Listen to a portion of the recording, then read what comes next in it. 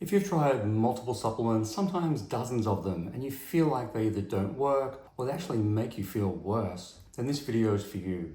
I'm going to explain why this can happen. Because in most cases, it's not the supplement itself, because many other people might be using it fine. It's what's happening or not happening in your gut. A lot of people assume supplements fail because they choose the wrong brand, they didn't take high enough dose, or their body is just too sensitive. And while supplement quality does matter and you always want to go for good quality brands, the pattern I see most is that the gut isn't breaking down, it's not absorbing or tolerating the supplement properly. And that's why people can spend hundreds or thousands of dollars on supplements and not get results, as they're not absorbing them and they're just wasting their money. So what can you do about this? For a supplement to work, several things need to happen first. First, you need adequate stomach acid to break it down, digestive enzymes to process it, and good quality bile acids to help absorb the fat-soluble nutrients. And also a gut environment that's not inflamed or reactive. If any of those steps are compromised, the supplement may just pass straight through, it may irritate the gut lining, or trigger bloating, reflux, diarrhea, or simply do nothing at all. And this is especially common with things like protein powders, magnesium, B vitamins, probiotics, but some people can react to almost anything. Think of supplements like tools.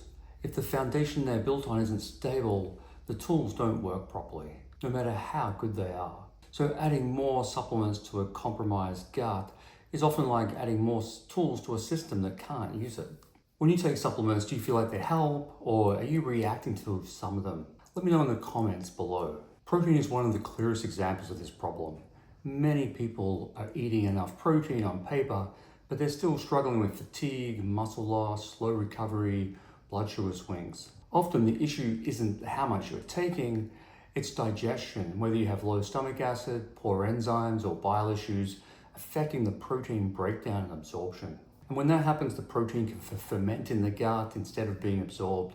This leads to more bloating, discomfort, inflammation. And if you increase protein, it just makes the problem worse. And if you're reacting to lots of foods or supplements, this is where the idea of being sensitive to everything comes from. And in many cases, it's not that your body has suddenly developed many different food intolerances. It's that their gut's ability to regulate what comes in has changed. For some people, histamine plays a role with this. When the gut lining is inflamed or the microbiome is imbalanced, histamine can build up and release more easily, leading to symptoms once again like bloating, skin rashes, headaches, anxiety, or that why but tired feeling. That doesn't mean that histamine is the root cause of the problem.